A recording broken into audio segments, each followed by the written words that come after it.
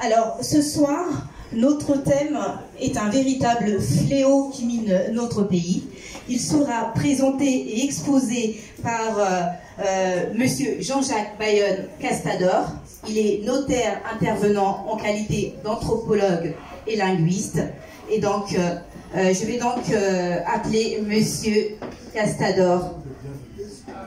Alors, mais avant d'aller plus loin et de recevoir notre invité, nous aurons donc notre mot de bienvenue. Et donc, le mot de bienvenue sera donc présenté par notre présidente, Madame Huguette.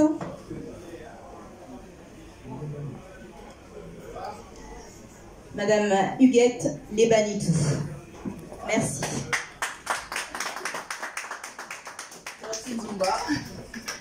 Bienvenue, Moté, Tata na Mama, Bana Congo. Oui, donc je disais bienvenue à notre Vendredi du Congo.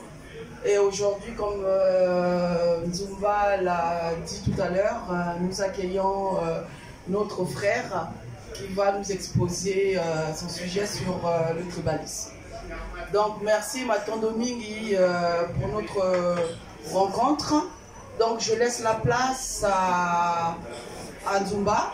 Avant de céder ma place, en fait je voudrais rappeler à nos invités, à nous, que voilà, c'est un lieu où nous devons, il nous est réservé sous condition qu'on puisse consommer sur place. Donc la dernière fois, nous avons consommé, je voulais donner un petit peu de détails, pour 178 €. Nous avons tous cotisé pour 103 €. Donc la différence a été payée par les membres de Kutana. Vous savez que dans ce combat, nous faisons beaucoup de sacrifices. Donc voilà, donc à tout à l'heure. Et merci. Zumba.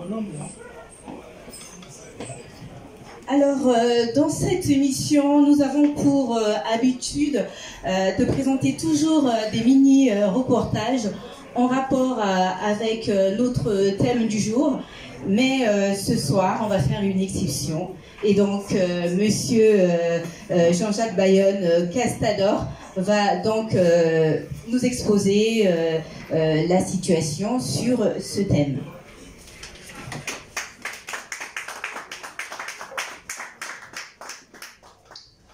Bonsoir chers amis et merci à Kutana de m'avoir invité. Je vais intervenir comme on m'a présenté en tant que linguiste et anthropologue. Donc ça va un peu trancher des exposés que nous avons eus jusque-là, puisque ça va être plus ou moins académique. Mais j'essaierai de faire en sorte que ça soit plus vivant qu'académique. Bien. Alors, nous utilisons des concepts comme tribalisme, tribu, qui n'ont pas d'équivalent dans nos langues. Ça montre bien que ce sont des concepts qui ont été forgés à l'extérieur par des étrangers et qu'on nous a imposés. Est-ce que ces concepts correspondent à nos réalités? That is the question. Bien. Au 19e siècle, des scientifiques, entre guillemets, ont forgé deux sciences. Une science qu'on appelle la sociologie, qui étudiait les sociétés industrialisées, et à côté une autre science qu'on appelait l'anthropologie, dont l'objet était d'étudier l'altérité, c'est-à-dire ce qu'ils appelaient les sociétés primitives, donc ceux qui n'étaient pas industrialisés, notamment nous. Eh bien, cette anthropologie a forgé un certain nombre de concepts que nous utilisons aujourd'hui, sans se poser des questions sur la validité scientifique de ces concepts. Nous avons des concepts comme tribu, ethnie, lignage, clan. etc., indigènes, barbares, sauvages. C'est toute cette littérature-là qui nous est présentée. Et donc,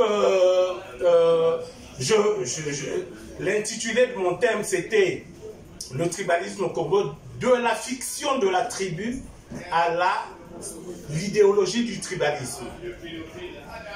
Donc moi je postule, hein, donc dans mon intitulé je dis et si la tribu était une fiction? Je voulais d'abord m'interroger sur la validité épistémologique de ce concept. Alors, j'ai essayé de recenser un certain nombre de définitions qui définissent tribu. Mais j'ai essayé aussi, avant ça, j'ai convoqué les langues africaines. Je n'y trouve pas d'équivalent. Si vous en connaissez, vous me le direz. Hein? C'est-à-dire que le mot juste, parce que moi, au Congo, la plupart du temps, lorsque quelqu'un veut demander qui je suis, on dit Ndingengenani. Mais donc c'est par rapport à la langue qu'on s'identifie. Bien. Donc, maintenant, sur les concepts, le concept de tribu, j'ai vu le Larousse, d'abord le Larousse de 1959, définit la tribu comme étant un groupement de sauvages sous l'autorité d'un même chef. Rassurez-vous, on n'est plus en 1959, on est en 2019, donc le Larousse a fait des grands progrès. Si vous ouvrez le Larousse 2019, vous verrez aujourd'hui que la tribu est un groupe de familles sous l'autorité d'un même chef. Bon, mais vous savez qu'avec ce type de définition, on peut considérer que la France est une tribu, puisqu'on peut considérer que la France est un groupement de familles sous l'autorité d'un même chef qui s'appelle Emmanuel Macron. Donc la définition est vague. Et souvent, on aura affaire à des définitions aussi vagues et imprécises, soit on vous dit c'est un groupement vivant dans une même région, ayant une même langue, la même culture, etc. Mais là, vous verrez aussi que ça se confond à la nation. Donc, ces définitions sont souvent imprécises et on remarquera que toute tentative de définition se dérobe à l'analyse. Quand on va analyser ce qu'ils définissent, ça ne correspond jamais aux faits. Je me suis posé la question, mais d'où vient ce concept et pourquoi nous l'a-t-on attribué? Eh bien, ce concept remonte à l'Antiquité romaine. Dans la Rome antique, cette notion était une notion topographique. C'était ce qu'on appelait les quartiers. Aujourd'hui, qu'on appelle les quartiers. Et vous vous souvenez déjà, dans la Bible, on parlait des 12 tribus d'Israël. Les 12 tribus d'Israël, c'était en fait les enfants de Jacob, qui chacun s'est établi sur un territoire. Donc chaque territoire, c'était ça les tribus. Et dans la Rome antique aussi, on avait créé des tribus, c'est-à-dire des quartiers, des territoires, et dans chaque territoire, quand il y avait des problèmes, c'était un tribun qui était un officier militaire qui réglait les problèmes de la tribus. Et donc le tribun réglait ce problème-là au tribunal, quand il y avait des conflits dans la tribus. Donc ça n'avait rien à voir avec des groupements ethniques. Mais il se passe que souvent, ce sont souvent des gens homogènes qui vont habiter dans un même quartier lorsqu'il y a une migration. Dans le sens où, par exemple, à Pointe-Noire, il y avait un village qu'on appelait le village Mboukou. À un moment donné, il y a eu beaucoup de Bembe qui sont venus de Mouyonzi, qui y ont habité, et les gens ont dit « Ah, mais il y a une Kumka Mouyonzi, hein, et ça s'est appelé le quartier Mouyonzi. » Bon, mais ça ne veut pas dire qu'il n'y a que des Bembe là. Ce phénomène-là, on le retrouve un peu partout dans le monde. Et donc, par rapport à ça, dans la Rome, quand on a voulu maintenant traduire une notion grecque qu'on appelait la phulée, qui était un groupe de personnes qui se réclamaient d'un ancêtre commun, ils ont utilisé tribus. Maintenant, pour arriver à nous, il a fallu attendre un anthropologue qu'on appelle Lewis Henry Morgan, qui, lui, a étudié les Iroquois, et c'est lui qui, le premier, a défini ce que c'était qu'une tribu. Eh bien, lui, il a défini une tribu comme étant une société complètement organisée, qui illustre la condition de l'humanité dans l'état de la barbarie. C'est-à-dire, précisait-il, que c'est une société qui est sortie de la sauvagerie primitive, mais n'a pas encore atteint la civilisation, la société politique, l'État.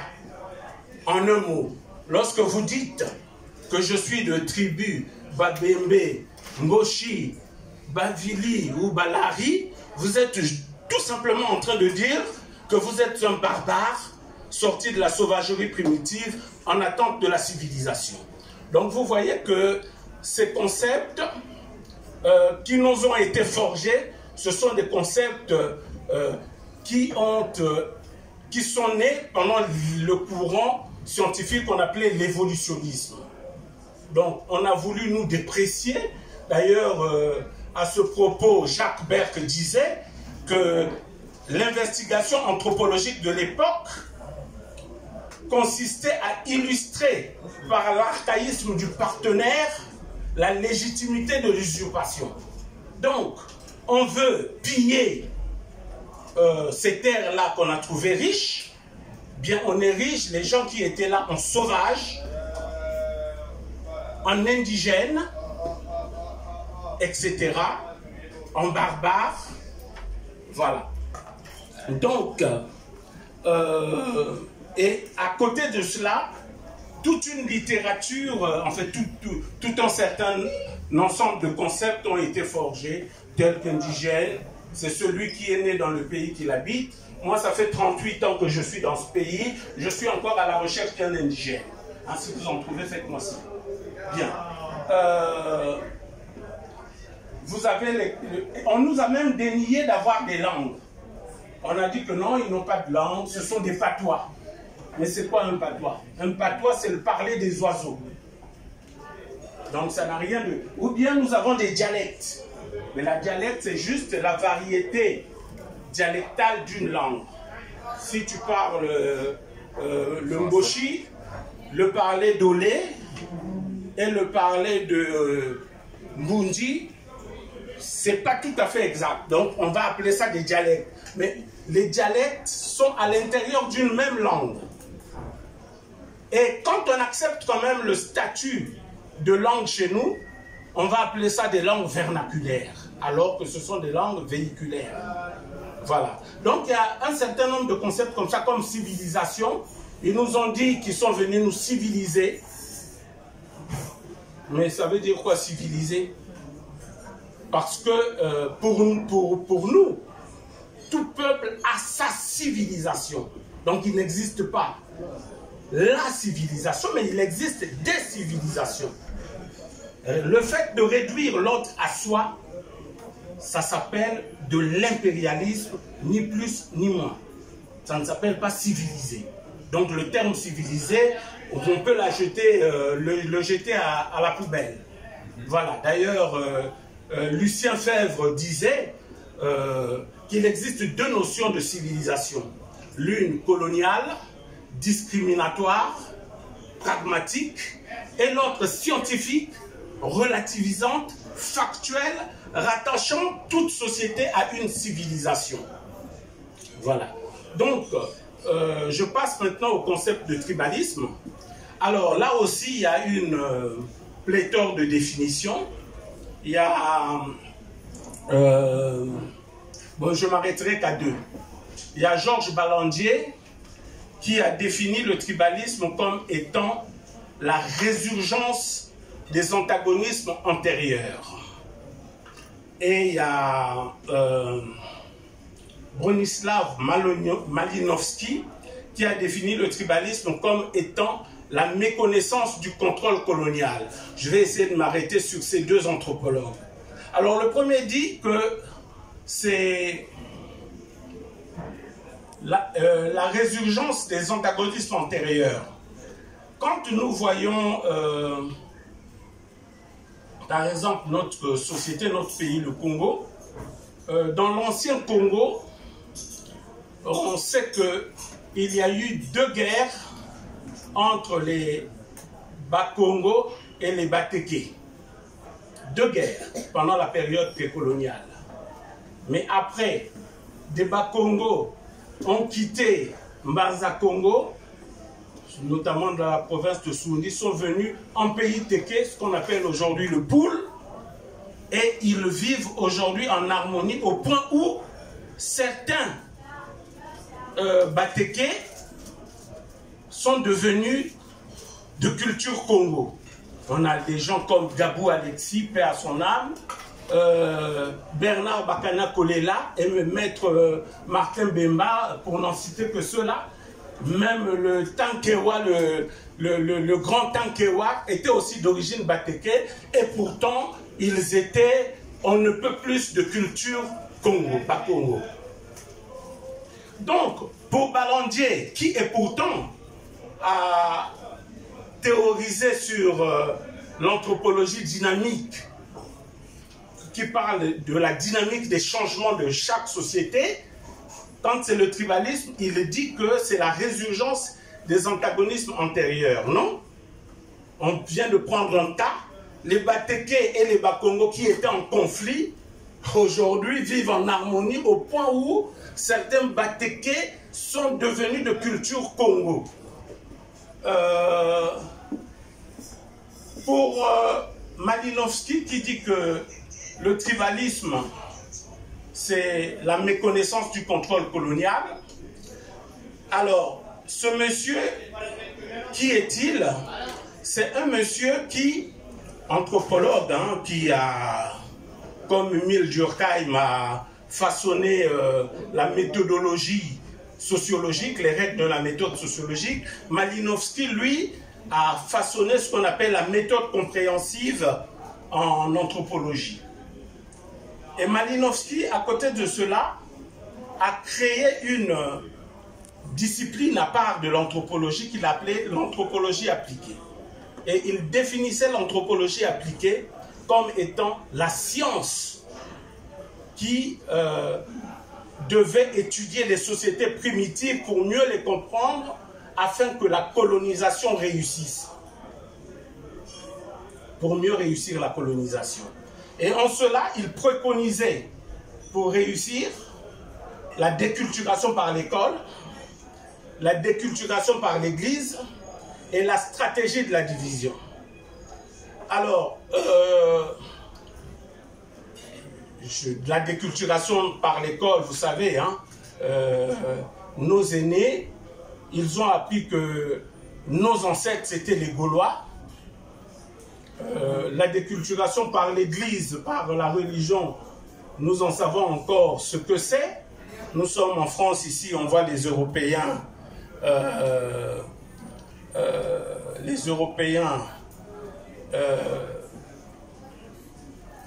nous voyons les Européens ne pas s'occuper de l'Église, mais ils construisent, ils avancent, ils innovent, ils créent.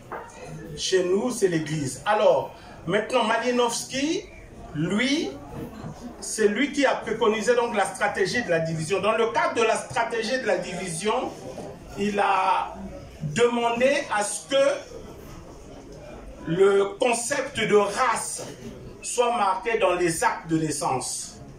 Effectivement, pour nous les sexagénaires qui sommes nés avant la période coloniale, quand nous grandissions, on ne connaissait ni le mot ethnie ni tribu. Hein.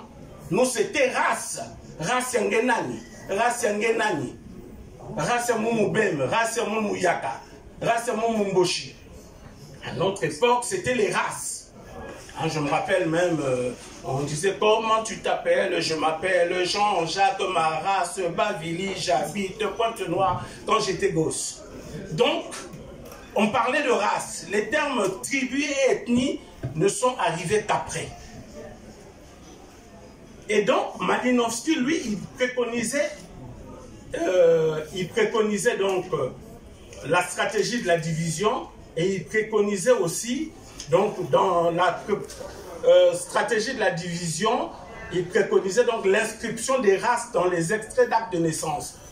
Si vous voyez à peu près jusqu'en 59, avant qu'on ne mette coutume à partir de 60, les anciens actes de naissance étaient marqués race intel, race intel. Et donc,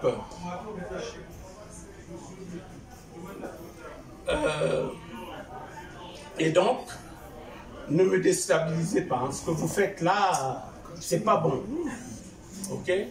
Je suis sur un thème, j'ai circonscrit mon truc, j'ai dit de la fiction de la tribu à l'idéologie du tribalisme.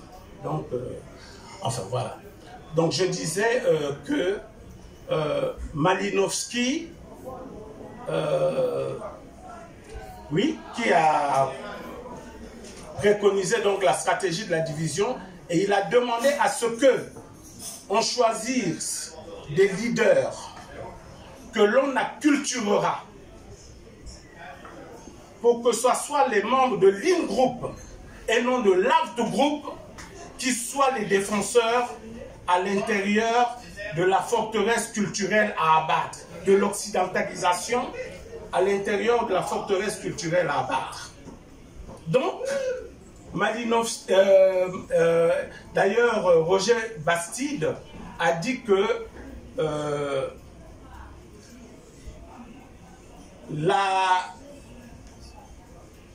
la politique française de décolonisation s'est inspirée des recommandations de Malinowski pour pouvoir faire leur politique de décolonisation. La politique de décolonisation a consisté à quoi? À partir pour mieux rester, faire semblant de partir. Et Malinowski, et plutôt Bastide, dit que la décolonisation ne s'est donné meilleure carrière qu'à partir de la décolonisation. Autrement dit, la décolonisation n'a jamais eu lieu. Voilà, bon, comme on me presse ici, je m'arrête là et puis on pourra continuer par les questions. Il faut continuer. D'accord. Ok.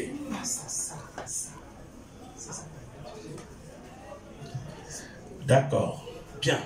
Donc, je dis, le tribalisme donc, est une idéologie. Ce n'est pas une donnée sociologique immuable, c'est une construction idéologique. Nous avons vu, après la conférence nationale, on a créé une ethnie de toutes pièces et une région de toutes pièces pour les besoins de la cause, qu'on appelait, la tribu s'est appelée le Nibolek et la région s'est appelée le Niboland. C'est une réalité que nous avons tous vécue et que personne ne peut contredire. Pour les besoins de la cause. Donc, par rapport à cela, on voit bien que la tribu, le tribalisme est une construction idéologique. Maintenant, il est vrai que c'est un problème d'environnement. Quand vous naissez, à l'époque de nos ancêtres, ils avaient des paroles d'unité. Ils se disaient souvent que nous avons tous un même ancêtre. Muvilingunu, Mutekengunu, Muyakangunu, Kifumba, Kimosi. Donc ils se disaient, toutes les ethnies disaient qu'ils appartenaient à un même ancêtre qui s'appelait Ngunu. Et donc ils avaient une origine commune. Ça, ce sont des concepts ou des notions, des idéologies, des dogmes qui consolident la conscience nationale. Mais on nous emmenait de l'extérieur la division. On a bien vu que c'est dans la science qu'on a essayé de nous diviser en disant que nous sommes des races différentes. C'est Léopold Sédar Senghor qui est arrivé en 1970 à Brazzaville pour nous dire que nous ne sommes pas des races différentes, nous sommes tous de la race noire bantou. C'est pourquoi on a cessé de parler des races au Congo.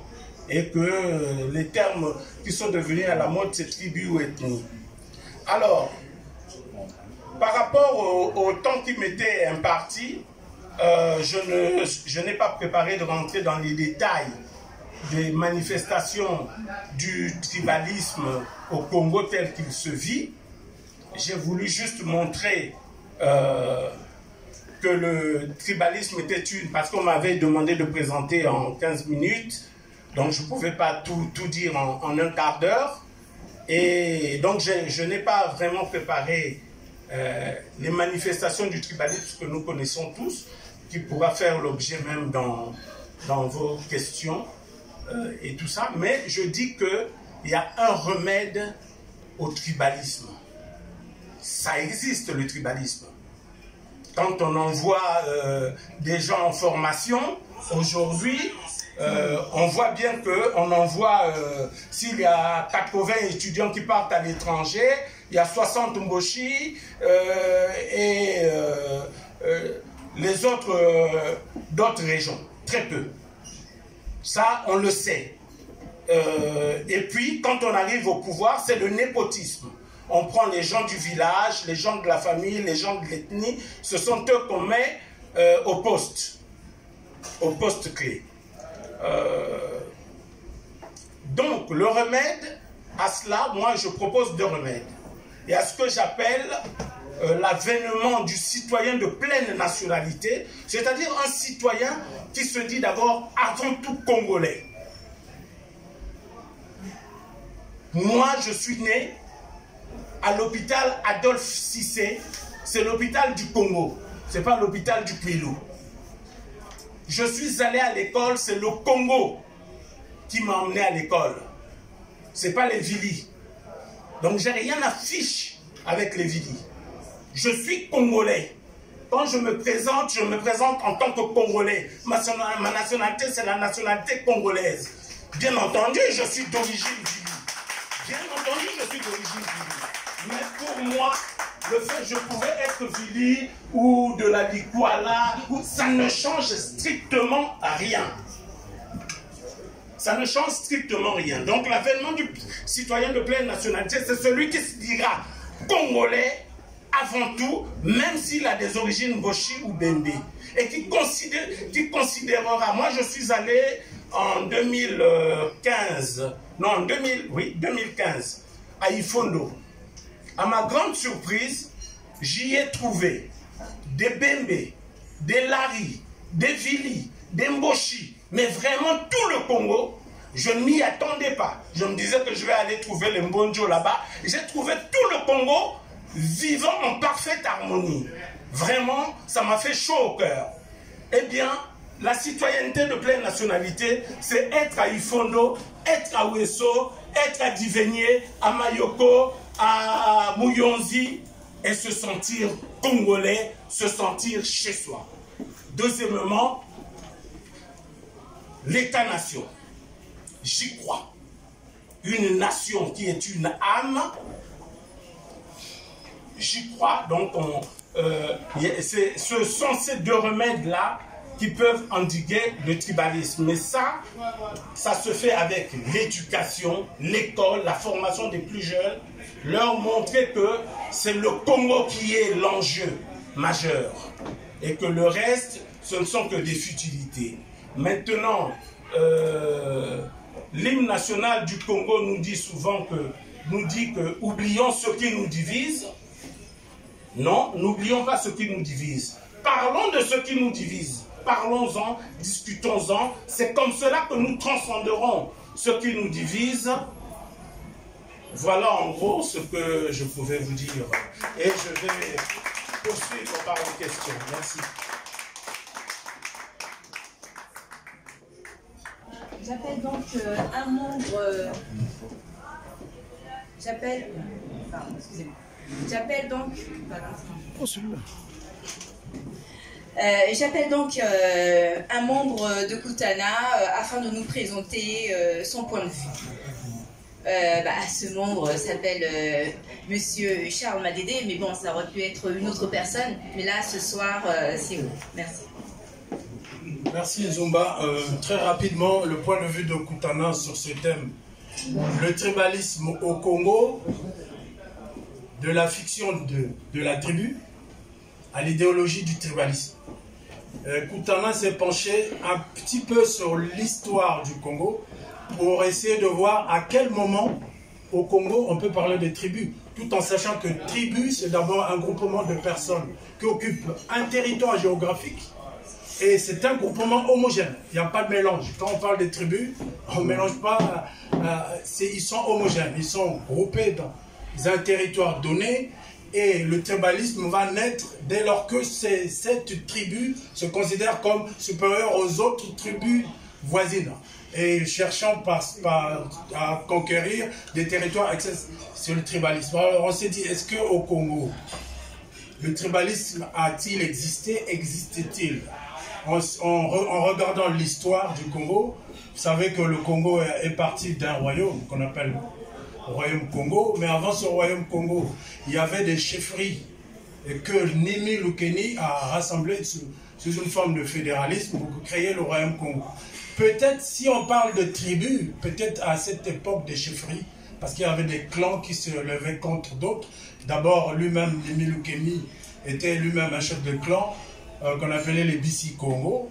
Et lui, il a dû conquérir les autres chefferies et il a réussi à les réunir au sein d'un royaume qu'on appelle le royaume Congo. Mais quand le royaume Congo est né, il n'y a pas de tribu là-dedans, il n'y a pas de gens homogènes qui se sont cloîtrés dans une région géographique donnée pour tenter peut-être de dominer. Non. Là, dans le royaume Congo, on parle des provinces.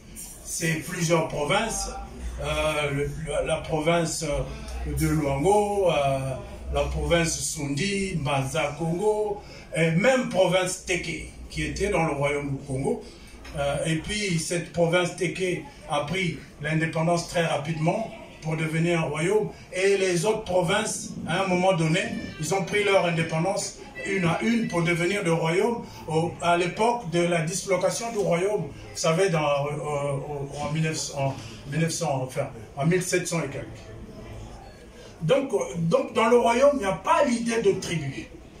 Mais il y a l'idée de province. Ces provinces vont donner plus tard des ethnies qui vont constituer le Congo d'aujourd'hui. Donc, par exemple, la province Luango, nous avons des Luango, des Vili aujourd'hui. La province Sundi, il y a des Sundi au Congo, qui va donner l'ethnie, l'existence de l'ethnie. Donc, le Congo va être organisé en termes d'ethnie. On va dire, l'ethnie, c'est distinct par la langue. Donc, c'est un peu, on va dans la notion de l'ethnie linguiste.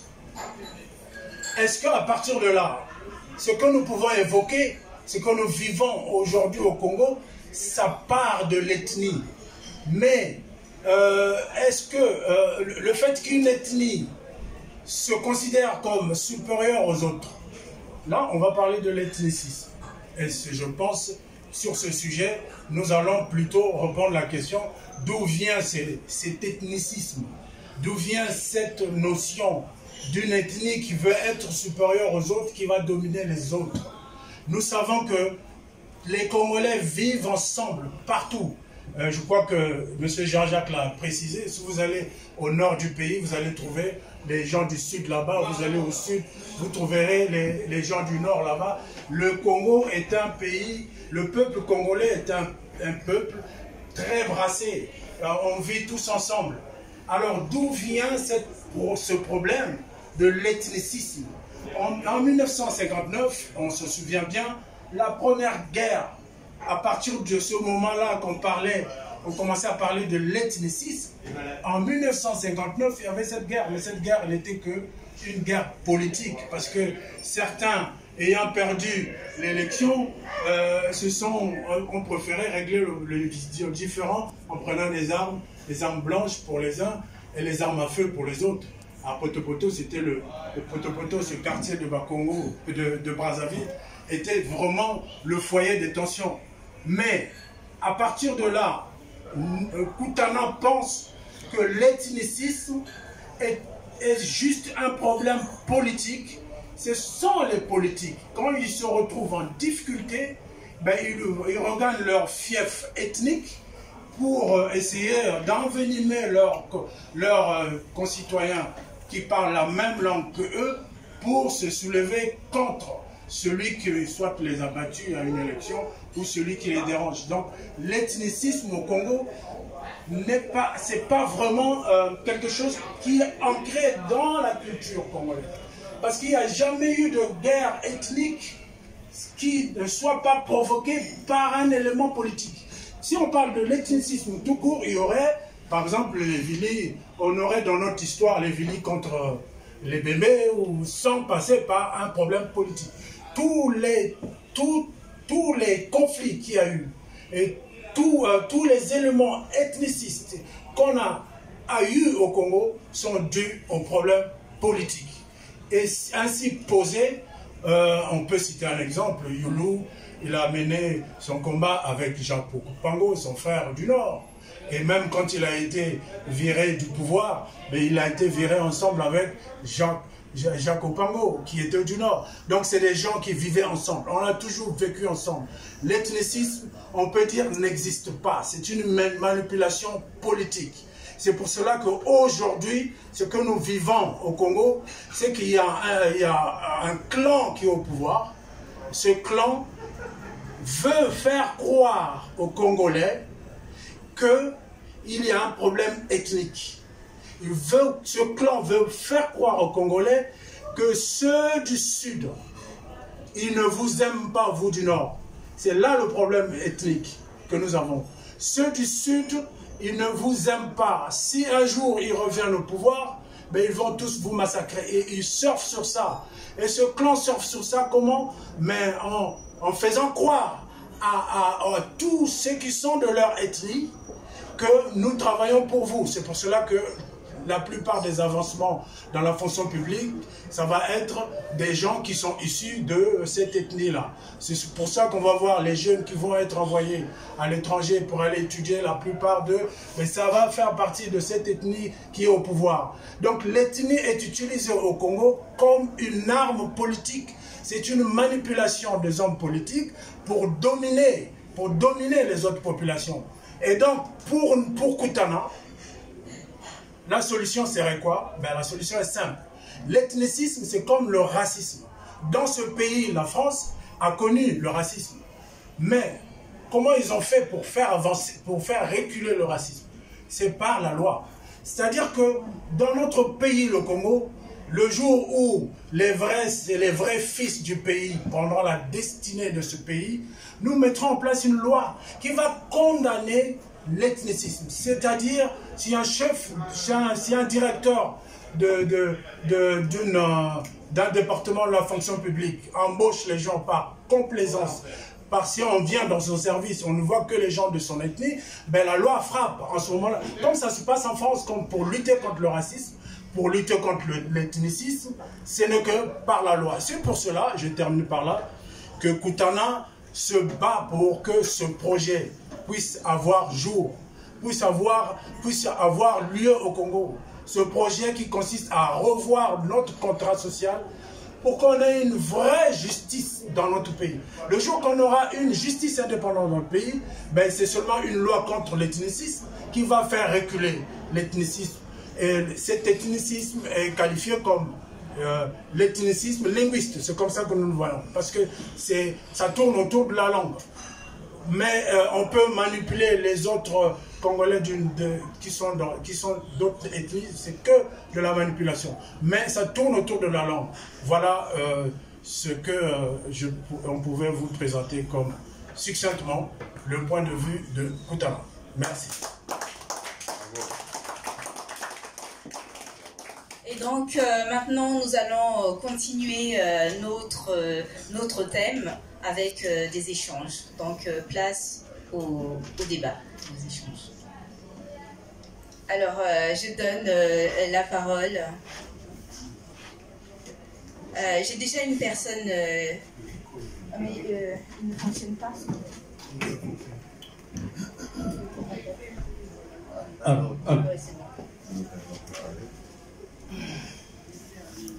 Merci. J'aimerais commencer par saluer donc la qualité de l'intervention de notre exposant, M. Jean-Jacques Bayonne. J'ai donc pris beaucoup de notes qui veut dire pour moi l'exposé a été riche. Mais seulement... ah bon, vous m'entendez hein? On entend.